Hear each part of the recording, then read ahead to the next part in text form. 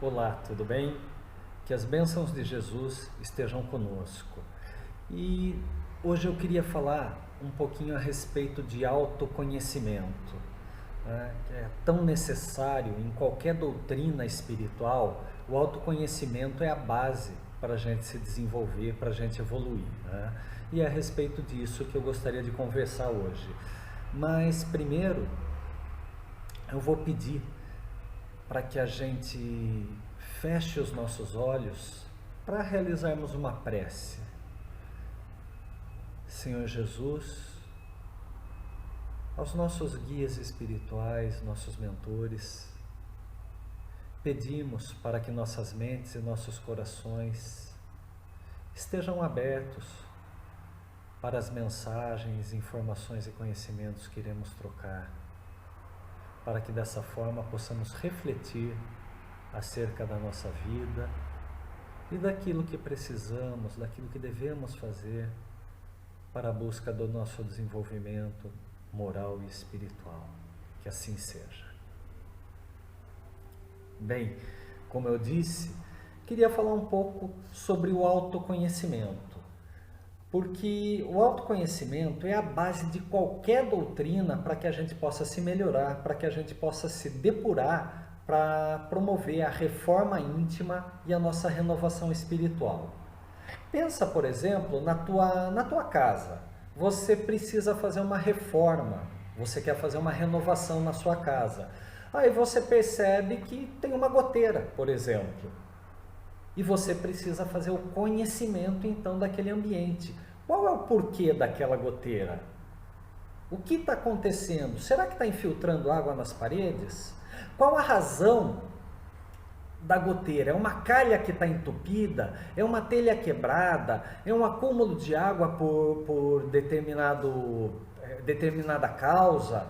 É um cano que está estourado, está vazando? Então, antes de promover a reforma, para que você obtenha renovação, você precisa conhecer. E isso é o que acontece conosco também. Se nós estamos aqui para nos melhorar, para nos desenvolver moral e espiritualmente falando, a gente precisa se conhecer. E é para isso que toda doutrina, não só a doutrina espírita, mas qualquer doutrina religiosa que promova a nossa verdadeira ascensão, a nossa verdadeira elevação para se atingir graus maiores de evolução, todas as doutrinas pregam a promoção do autoconhecimento. E então a gente pode dizer que o autoconhecimento é a base da nossa vida de evolução, de crescimento, desenvolvimento, para que a gente possa atingir aquela felicidade que a gente tanto almeja, a plenitude. Eu particularmente prefiro utilizar o termo plenitude ao invés de felicidade, porque nós confundimos muito felicidade com momentos de alegria, né? Então nós temos picos de felicidade, altos e baixos de felicidade. E para mim o termo plenitude, ele sugere um pouco mais de equilíbrio, de harmonia. Eu posso ter os picos altos e baixos, mas eu sei que no pico alto vai ter um momento que eu vou voltar à estabilidade, ou mesmo que quando estiver muito abaixo, eu vou conseguir depois me reequilibrar e atingir novamente a harmonia, né? A plenitude. Então, por isso, portanto, a gente confundir felicidade, eu prefiro usar o termo plenitude. Mas no próprio Livro dos Espíritos, no Evangelho segundo o Espiritismo, a gente encontra o termo felicidade, e não é errado, isso aí é algo pessoal, que eu busco a plenitude para eu tentar ter um entendimento melhor acerca desse tema, né? Mas tratando de seja felicidade ou plenitude, é muito comum a gente dizer, eu tenho o direito de ser feliz, eu mereço ser feliz, né? Eu sou uma pessoa boa, então realmente eu mereço ser feliz. Mas na doutrina espírita, acreditamos na pluralidade das existências. Sabemos que teremos novas encarnações futuras e que tivemos também encarnações no passado. Mas eu não sei o que eu fiz no meu passado. Será que eu joguei pedra na cruz, como se costuma dizer?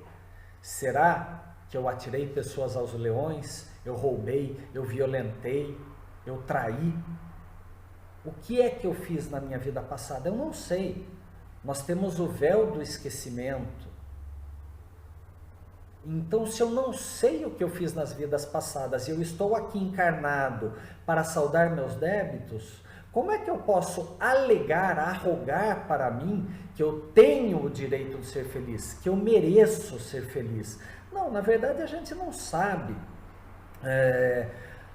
o que fizemos nas vidas passadas. Então, por isso a gente não pode falar, eu tenho direito, eu mereço ser feliz. A gente está aqui sim para saldar os nossos débitos, para promover a nossa renovação na vida que nos é colocada, da forma como ela nos é colocada, que nós, no nosso planejamento reencarnatório, pedimos para passar por determinadas provas, ou então determinadas expiações nos foram impostas, porque é sabido que temos condições de enfrentar tais dificuldades. Então é para isso que estamos aqui. E além do mais, nós temos um Pai amoroso que é bom, justo e misericordioso. Então, se Ele é bom, aquilo que estamos passando aqui, por mais difíceis que acreditemos que sejam as nossas provas, vem com a bondade do Pai. Como nós, pais, tios, avós, colocamos algumas dificuldades para os nossos filhos para que eles aprendam.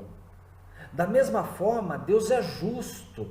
Então, Ele coloca as nossas provas com determinada justiça, com a benevolência, para que saldemos os nossos débitos, mas principalmente Deus é misericordioso, então Ele abranda, Ele atenua aquelas faltas do passado, para que possamos saldar essa dívida. Então, por exemplo, apenas um exemplo, tá? Não vamos tomar tudo ao pé da letra, porque sabemos que na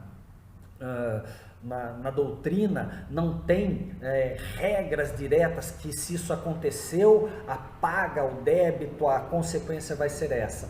Mas digamos que numa vida pregressa eu assassinei alguém. Não significa que nesta vida aquele alguém irá me assassinar ou eu serei morto pelo assassinato. Não.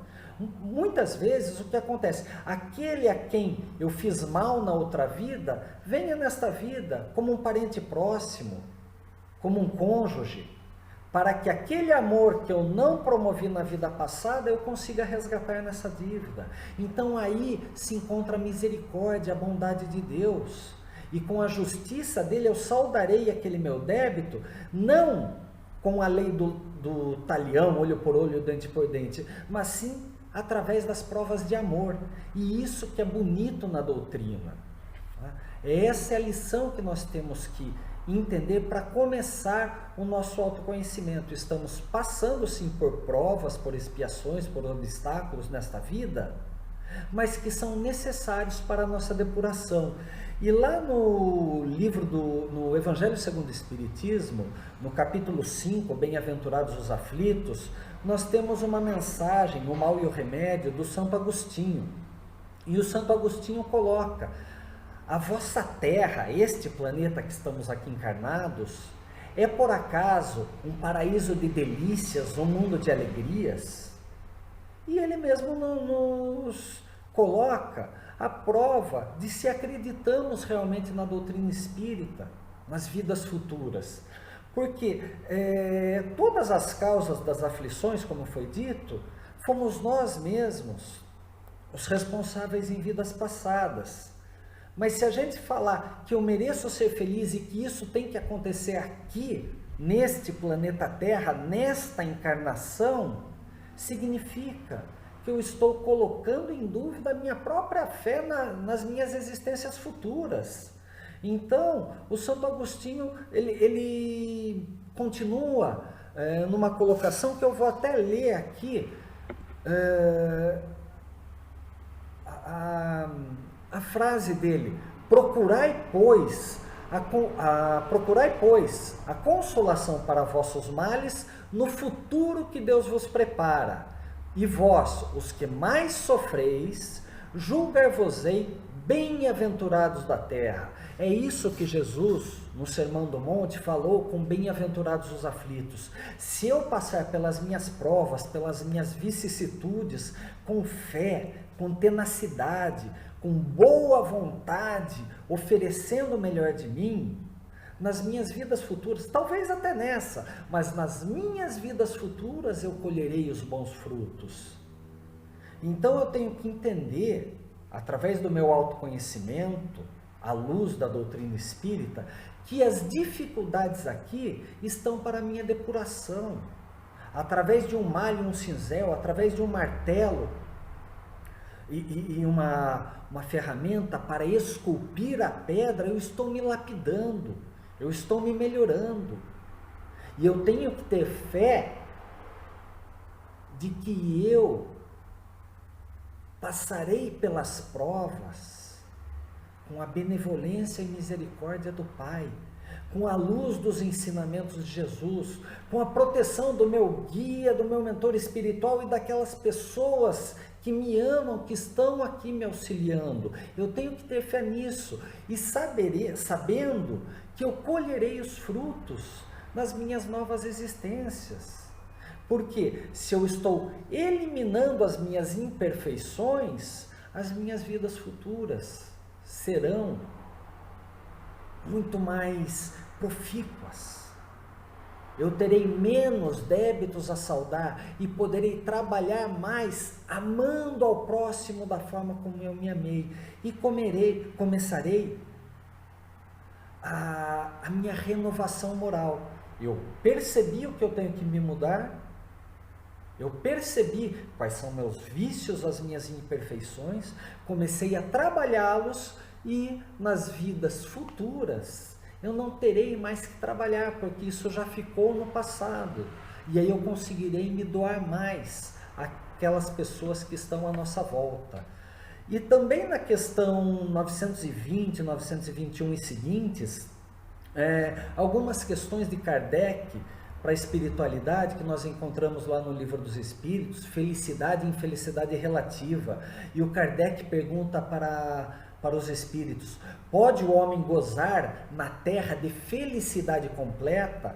E a resposta dos espíritos é muito tácita: não podemos gozar de felicidade completa aqui na Terra, pois esta vida nos é dada como prova e expiação. O planeta Terra ainda é um mundo de provas e expiações, já passou dos mundos primitivos e hoje é um mundo de prova e expiação para mundo de regeneração.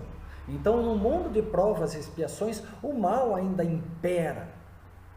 Nos mundos regeneradores, o bem já será um pouco maior do que o mal. Haverá um equilíbrio com uma pendência maior para o bem. Hoje nós ainda temos o mal nos rodeando, então é difícil de nós termos felicidade completa, porque estamos no mundo imperfeito e somos ainda espíritos imperfeitos, espíritos ainda com notas baixas, digamos assim, na escola da vida. Mas, se nós não podemos gozar dessa felicidade completa, a resposta dos espíritos ainda complementa que do homem, apenas dele mesmo, depende em abrandar seus males e ser tão feliz quanto se pode na terra. Ou seja, depende de nós aliviar os nossos fardos. Depende de nós corrigirmos as nossas imperfeições e entender que a situação que está ali fora, que vamos dizer, é difícil de nós mudarmos, depende de nós mudarmos o mundo interior e a forma como vemos o mundo. E aí sim a gente vai conseguir relevar ou aceitar de uma melhor forma esse mundo imperfeito que nos cerca. E aí, na questão 921, Kardec pergunta: pode então o homem gozar de felicidade relativa? E uma resposta belíssima, maravilhosa: o homem é, na maioria das vezes, o artífice da sua própria infelicidade. O que a gente aprende com isso? Que o homem é responsável pela sua felicidade ou infelicidade. O homem é o artífice da sua infelicidade. E por que nós somos artífices? Por que nós somos responsáveis pela nossa felicidade ou infelicidade? Temos que olhar para dentro. O que está nos movendo? Egoísmo, inveja, orgulho, ciúme, raiva. Quais os sentimentos que eu tenho, que eu expresso nas redes sociais, por exemplo? No encontro com um amigo, eu falo das coisas boas da vida, eu agradeço o que tenho, ou será que eu só reclamo? Eu falo mal da política, falo dos meus problemas de saúde. É isso que eu estou cultivando? Estou cultivando coisas boas ou coisas negativas? Daí a gente já começa a entender um pouco da lei de causa e efeito. Eu estou dando causa para pensamentos negativos ou positivos? Eu estou dando causa para conversas boas ou conversas infelizes? Então a gente vai começando a entender, através dos nossos pensamentos, dos nossos sentimentos, quais serão os resultados que iremos colher disso. E na questão 933, a pergunta do Kardec é: se é o homem em geral o artífice de seus sofrimentos materiais, né? Se eu não trabalho, eu não recebo, se eu não cultivo o bem-estar, a saúde do meu corpo, eu colherei problemas de saúde? Na questão 933, o Kardec pergunta: então, se o homem é o artífice dos seus sofrimentos materiais, sê-lo-á também dos sofrimentos morais? E é justamente a resposta que vem da espiritualidade, aquilo que eu estava comentando. Mais ainda, pois se nos sofrimentos materiais às vezes independem da vontade do homem, nos sofrimentos morais, como orgulho ferido, inveja, ciúme, ansiedade, avareza, ciúme, todas essas torturas da alma, o homem está sendo responsável. Ciúme, puxa, por que eu sou ciumento? O que me dá causa de tanto ciúme? Como eu posso equilibrar para não ser tão possessivo? Orgulho, por que eu sou tão orgulhoso? Aonde isso está me levando? Está me afastando das pessoas? Esse é o processo de autoconhecimento. Refletir sobre o que eu estou plantando e o que eu estou colhendo. Então esse é o caminho que a gente tem que entender para alcançar a nossa renovação. Para alcançar a felicidade ou a plenitude, a gente tem que entender, se fazendo uma pergunta: o que é felicidade para você? Se a gente fala, eu mereço ser feliz, eu quero ser feliz, mas a gente não para pensar, o que é felicidade? O que eu preciso fazer para ser feliz?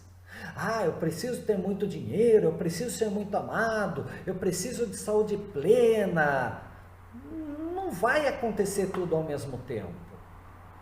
A gente não vai ter essa perfeição ilusória de ter a melhor saúde, sempre rodeados de amigos, ter sempre muito dinheiro, viajando sempre pelo mundo. Não dá para ter isso. Até mesmo, a gente tem várias provas aí no mundo afora, pessoas que têm muito dinheiro, pessoas com muito status, mas que às vezes não estão cercadas por amigos ou por família, ou que tem um vazio existencial dentro delas. Por quê? Porque elas não entenderam ainda o que é essa felicidade, o que é essa plenitude. Então a gente tem que entender, o que eu preciso para ser feliz? Deixar a vida me levar, não quero pensar nisso, não adianta nada. Isso é dar uma desculpa.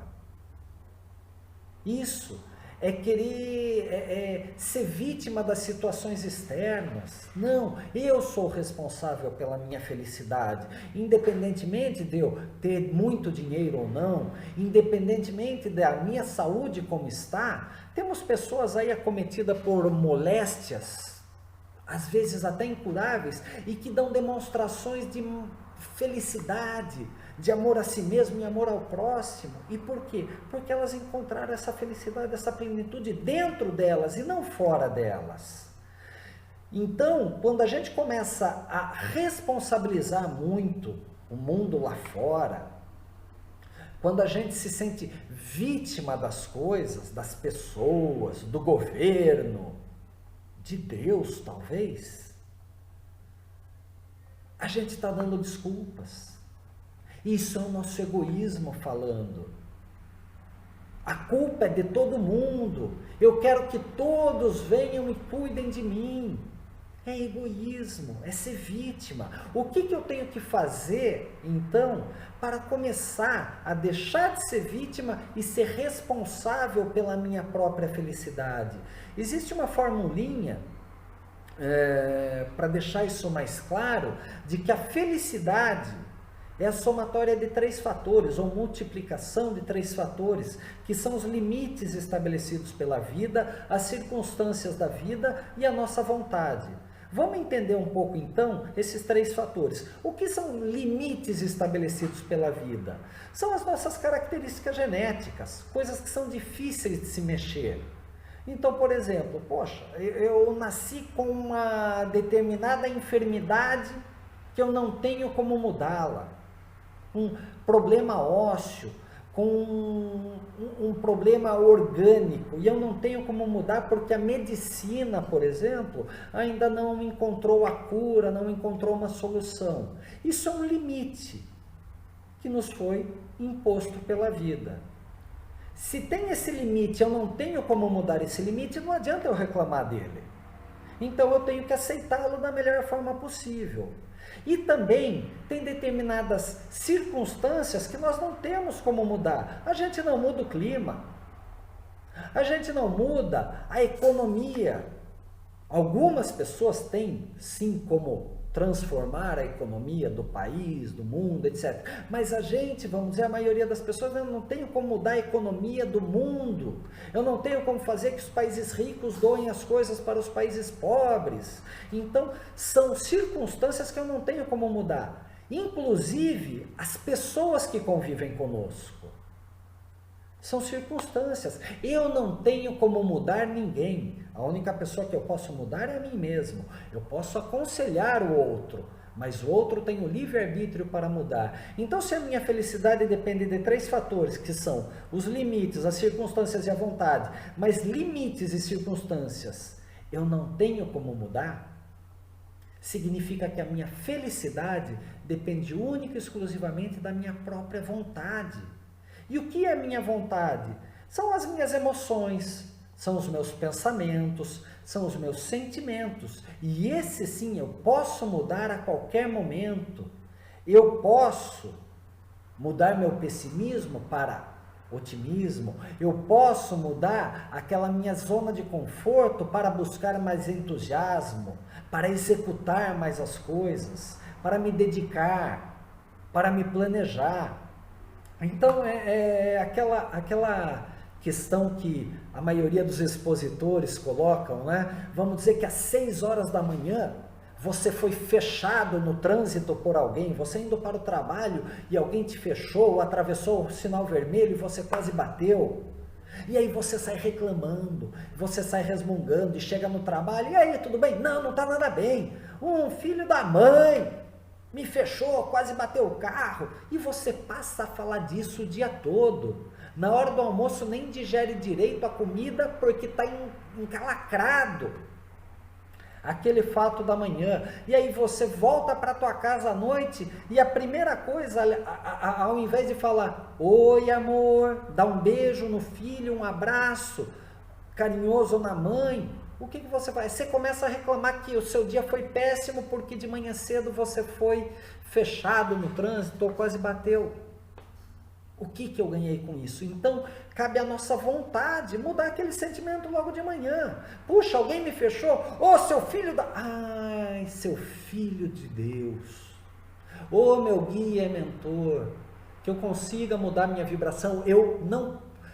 nem que eu consiga, eu mudo a minha vibração agora, e meu guia e mentor, fala com o guia e mentor daquele cara que atravessou o sinal vermelho, para que ele conduza o carro com prudência, com segurança, e que ele tenha um dia pleno, porque eu escolho ter um dia positivo, um dia pleno. Pronto, mudei, através da minha vontade. Eu não tenho como mudar aquilo que aconteceu. Eu não tenho como mudar o cara ter atravessado o sinal vermelho ou ter me fechado. Não. São circunstâncias, são limites que vêm de fora. O que eu posso mudar é a minha própria vontade. Então cabe a nós promovermos essa mudança. Cabe a nós esse trabalho. E lá no Livro dos Espíritos, nós encontramos da questão 674 a 681 sobre a lei do trabalho. E o que é o trabalho no conceito espírita? Não é algo prazeroso, mas pode não ser algo agradável, mas é uma necessidade do ser humano para estar bem, para evoluir. Então nem sempre o trabalho é prazeroso. Sim, às vezes a gente tem que fazer coisas que a gente não gosta, e a gente não gosta de olhar para dentro de nós mesmos, para as nossas imperfeições. É dolorido, eu sei, mas é necessário.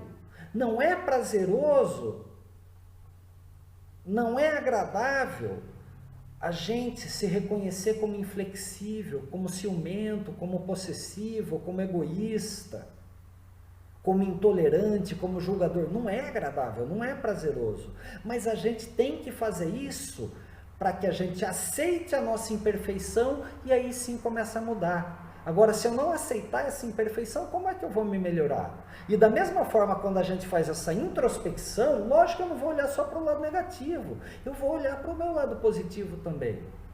O que é que eu tenho de bom que me auxilia a vencer essas imperfeições? Então, o trabalho é essencial para o nosso crescimento, mas é preciso querer melhorar, querer trabalhar e arregaçar as mangas, suar, para a gente conseguir esse nosso desenvolvimento. O Chico Xavier nos ensinou que o homem evolui pela desidratação, chorando ou suando. Ou seja, o homem precisa perder água, a desidratação, para se melhorar. Eu vou sofrer, ficar chorando, perder água pelas lágrimas, ou eu vou suar, trabalhar, laborar para me melhorar? Um detalhe: se eu chorar, eu perco água. Mas depois de tudo que eu chorar, eu vou perceber que eu tenho que começar a trabalhar. Ou seja, eu vou perder água 2 vezes. Então, para de chorar, para de dar desculpa e começa logo a trabalhar. Perca água uma vez só. Tenha um único esforço. É isso que a gente precisa fazer. Começar a trabalhar, começar a lapidar o nosso ser. E aí eu me remeto muitas vezes a uma obra-prima, um trabalho maravilhoso, uma obra de arte maravilhosa de Michelangelo, que está lá na Capela Sistina, que é aquele quadro, aquela pintura, A Criação de Adão, onde está lá o dedo de Deus tocando no dedo do homem, né? E eu, quando olho aquela imagem, que eu acho maravilhosa, e eu sei que a intenção de Michelangelo não foi isso que eu vou falar, mas às vezes eu olho aquela imagem e eu vejo Deus se esforçando para atingir o homem, Deus todo esticado, com o dedo esticado para atingir o homem, e o homem está ali, ó, nem estica o braço, está com o dedinho assim. Ou seja, Deus faz o máximo esforço para atingir o coração do homem, mas o homem está lá: oh Deus, vem em mim que eu estou facinho, querendo que Deus, que os outros façam por nós. O homem não está se esforçando. Então, como eu disse, não foi essa a intenção de Michelangelo, mas muitas vezes eu, olhando para aquela imagem, eu tenho essa percepção. Eu acredito que é isso que a arte nos faz, né? Ela nos traz várias mensagens conforme aquele entendimento. E talvez eu tenha esse entendimento porque eu, Marcelo, estou na minha zona de conforto e não estou me lapidando tanto. Talvez por isso que eu veja aquela imagem neste momento com esse olhar. Talvez que, de acordo com o meu trabalho, a minha lapidação, eu comece a ter um outro olhar para aquela imagem. Então é muito importante a gente trabalhar. Na questão 919 do Livro dos Espíritos, temos lá qual o meio mais prático que tem o homem de se melhorar nesta vida e resistir à atração do mal. Então, qual a melhor forma do homem se melhorar? E vem a resposta, através de Santo Agostinho. Um sábio da antiguidade vô-lo disse: conhece-te a ti mesmo. Muitos atribuem essa frase, conhece-te a ti mesmo, ao Sócrates. Sócrates viveu cerca de 400 anos antes de Cristo. Mas, na verdade, essa frase já estava inscrita lá no Panteão de Delfos, no Templo de Delfos, 600 anos antes. Ou seja, é uma frase que tem mais ou menos aí uns 3 milênios. E uma frase que perdura 3.000 anos, conhece-te a ti mesmo, só pode ter uma origem divina. Conhece-te a ti mesmo, autoconhecimento. Para você se melhorar, para você melhorar o mundo à sua volta, entregar o melhor ao mundo à sua volta, é necessário se conhecer. A partir do momento que você se conhece e se melhora, você vai poder melhorar a forma como você enxerga o mundo e vai poder promover transformações no mundo à sua volta, aconselhando aqueles que te cercam, laborando, trabalhando para melhorar as coisas. E na questão 919, item A, o Santo Agostinho complementa, né? Como que a gente pode promover esse nosso autoconhecimento que vai acabar com a reforma íntima e renovação espiritual? Ele dizia que ao final do dia interrogava a consciência dele. O que eu fiz no dia de hoje? Quais foram as minhas atitudes positivas que eu posso dar continuidade ou potencializar? E quais foram os meus erros? Como eu posso corrigi-los? A quem eu tenho que pedir perdão para saldar o débito? Como é que eu posso me reformar? Então é muito bonito isso, mas a gente tem que começar a trabalhar, a gente tem que começar a se desenvolver. Muitas vezes a gente fala querer é poder, né? Você acredita nessa frase? Querer é poder? Eu quero, eu posso, eu consigo. Você acredita nisso? Não sei se ela realmente está totalmente certa. Eu quero, eu posso, eu consigo. Para mim, entre o poder e o conseguir, existe o fazer. Eu quero, eu posso. Se eu não fizer, se eu não trabalhar, talvez eu não consiga. Eu quero ser uma pessoa melhor? Sim. Eu posso ser uma pessoa melhor? Sim. Eu conseguirei ser uma pessoa melhor? Se eu não trabalhar, eu não vou alcançar esse objetivo. Então eu tenho que trabalhar. E eu queria deixar uma ferramenta muito simples e muito prática de promoção do autoconhecimento. Muito, muito, muito simples. Dolorosa? Talvez sim. Porque, como eu falei, muitas vezes o autoconhecimento ele é doloroso. A gente não quer olhar para as nossas imperfeições. Mas a gente vai conseguir, através dessa ferramenta, olhar para os nossos vícios, as nossas imperfeições, mas também para as nossas virtudes. Pega uma folha de papel, divide essa folha no meio, coloca de um lado suas fraquezas, suas imperfeições, seus vícios, e do outro lado, coloca suas forças, coloca suas virtudes. Com base nisso, você tem numa folha de papel os itens que você tem que melhorar e os itens que você tem de bom. Aqueles que eu tenho de bom trazem luz para mim, levam luz ao outro. Eu posso potencializá-los. E aqueles que são as minhas imperfeições, eu olho para eles sem me culpar, sem me martirizar, mas entendendo, puxa, por que isso acontece? Em que situações? Eu sou uma pessoa muito explosiva. Ok, em que situações eu começo a me irritar? Em que situações ou que pessoas me levam à explosão.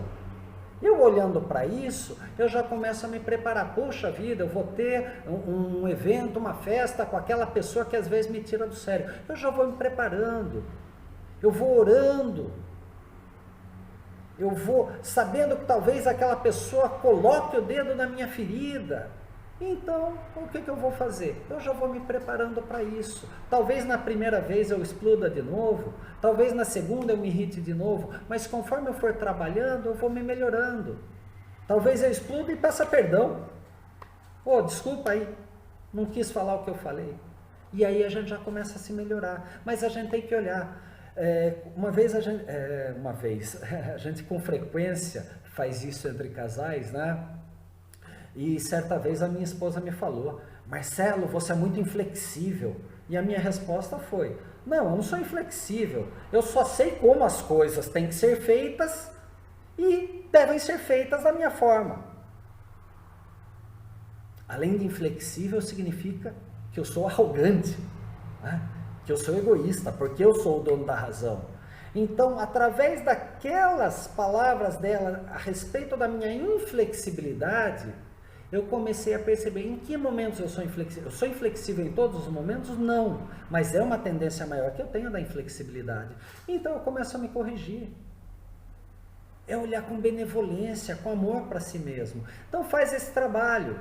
Se você não consegue olhar para as suas virtudes e suas imperfeições, você não consegue fazer essa folha de papel dividida no meio com as suas forças e fraquezas, pede para alguém que você confia, alguém que te ama, que faça isso para você. Pede para que a sua esposa, seu marido, namorado, o pai, seu filho, um amigo em que você confia muito, pede para que eles façam isso. Mas olhe com amor. Porque quando vierem aquelas fraquezas, talvez você sinta a raiva da pessoa ou queira se justificar. E quando você quer se justificar, significa que realmente aquilo é verdade. Não, eu não sou inflexível, como eu disse. Quando eu quis me justificar, é que eu percebi a minha inflexibilidade. Não, eu sou ciumento, mas você é minha. Além de ciumento, é possessivo, egoísmo de novo, quem é meu? Então começa a trabalhar. Isso é muito positivo para a gente. Esse trabalho de autoconhecimento é maravilhoso. Mas a gente tem que começar a se desenvolver, a gente tem que começar a trabalhar. Faça o seu autoconhecimento. Conhece-te a ti mesmo. É maravilhoso. Talvez no começo seja bastante dolorido. Talvez no começo você tropece bastante.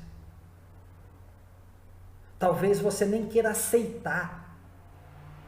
Mas a partir do momento que você abrir as portas do seu coração, abrir as janelas da sua mente para aceitar os pontos negativos, você vai começar a se melhorar. E da mesma forma, aceitar os seus pontos positivos, que muitas vezes a gente não se permite dar luz àquilo que a gente tem de bom. A gente não aceita nem mesmo os elogios. A gente fala: não, eu não fiz mais do que a minha própria obrigação. Não, você fez sim algo de positivo, então valorize. Porque quanto mais você der luz para aquilo que você tem de positivo, você vai diminuindo as sombras. Então eu sou uma pessoa extremamente egoísta, mas eu sou uma pessoa confiável. Começa a dar luz para aquela confiança que as pessoas depositam em você. E aí você vai começar a perceber que aquela confiança você passa a ouvir mais as pessoas, a aconselhar. Com isso você passa a trabalhar um pouco da caridade. Talvez isso diminua um pouco o seu egoísmo. Esse é o caminho do autoconhecimento. E certa vez eu recebi uma mensagem, talvez você já tenha visto, que é a autobiografia em 5 capítulos. Né? A história da vida de uma pessoa em 5 capítulos. E a gente pode tomar esses capítulos como as fases da nossa vida aqui encarnada ou como as várias reencarnações. E essa mensagem diz o seguinte: capítulo 1, eu caminho por uma rua, tem um buraco fundo na calçada, eu caio no buraco. Eu estou perdido dentro dele, sozinho, mas não é minha culpa. Alguém fez esse buraco. Eu levo muito tempo para sair. Capítulo 2. Eu caminho pela mesma rua. Tem um buraco fundo na calçada. Eu finjo que não o vejo. Eu caio nele. Eu não acredito que estou lá novamente. Mas não é minha culpa. Eu já caí nesse buraco, mas a culpa não é minha. Eu caí de novo. Que raiva! Ainda levo muito tempo para sair do buraco. Capítulo 3. Eu caminho pela mesma rua. Tem um buraco fundo na calçada. Eu sei, eu vejo que aquele buraco está lá. Mas eu caio nele. É um hábito. Eu me habituei a cair nesse buraco. Mas esse buraco não me faz bem. Eu sei que é um hábito, mas eu preciso mudar. Eu vou começar a abrir mais meus olhos. Eu sei por onde devo caminhar. É minha culpa cair nesse buraco. Eu saio desse buraco lá. Capítulo 4. Eu caminho pela mesma rua. Tem um buraco fundo na calçada e eu sei que ele está lá. Eu passo por ele e sigo sem cair. Capítulo 5. Caminho por uma nova rua. Então, o que essa mensagem nos traz?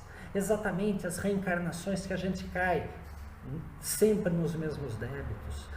Na vida atual, nem pensando em vidas pregressas, mas na vida atual, quantas vezes você cai na mesma falha? Quantas vezes a gente sofre pelo mesmo motivo? Então, cabe a nós sairmos desse buraco. E para a gente poder encerrar, eu gostaria de colocar aqui duas frases maravilhosas da Joana de Ângeles. A primeira delas está no livro O Ser Consciente. E ela fala: ser consciente de si mesmo é a meta existencial. Ou seja, ser consciente de si mesmo, autoconhecimento, é a meta existencial. Pois é através disso que se consegue o auto-amor, que desdobra a bondade, a compaixão e a ação benéfica em favor do próximo. Através do autoconhecimento, eu passo a me amar e, me amando, eu consigo desdobrar o amor ao próximo com bondade, com compaixão, com ações positivas para o outro. E no livro O Autodescobrimento, a Joana nos coloca: cada ser humano é uma incógnita a ser equacionada por ele próprio. Ou seja, cada um de nós somos uma interrogação. E somente nós podemos transformar essa interrogação em exclamação. Somente nós, através do nosso livre-arbítrio, podemos aceitar o que somos, como somos, e promover as mudanças para o que pretendemos ser, para o que desejamos ser, e assim alcançar a nossa renovação espiritual e a nossa reforma íntima. Então eu espero que essas informações tenham sido positivas para vocês. Algo que eu sempre gosto de frisar, que nem sempre aquilo que um expositor, um palestrante fala é uma verdade absoluta, até porque a gente está em aprendizado. Então, talvez existam coisas que você não concorda com aquilo que eu falei. E lógico, isso é positivo. Serve para você fazer seu raciocínio lógico, para você buscar a sua fé raciocinada. Então, se você não concorda, busque informações para que você encontre dentro de você as suas respostas. Aquilo que você concorda, trabalhe um pouco melhor. E aí começa a se depurar. Começa o seu processo de autoconhecimento para reforma íntima e renovação espiritual. Trabalha, isso é necessário. Eu quero, eu posso, eu faço, e aí eu consigo. Que tenhamos todos a ajuda do nosso divino irmão maior Jesus Cristo, nos auxiliando, nos intuindo, mas sabendo que cabe a nós a responsabilidade da nossa reforma íntima e renovação espiritual. Eu agradeço pela sua participação e que tenhamos todos nós um trabalho muito produtivo e profícuo em busca do nosso autoconhecimento. Que assim seja.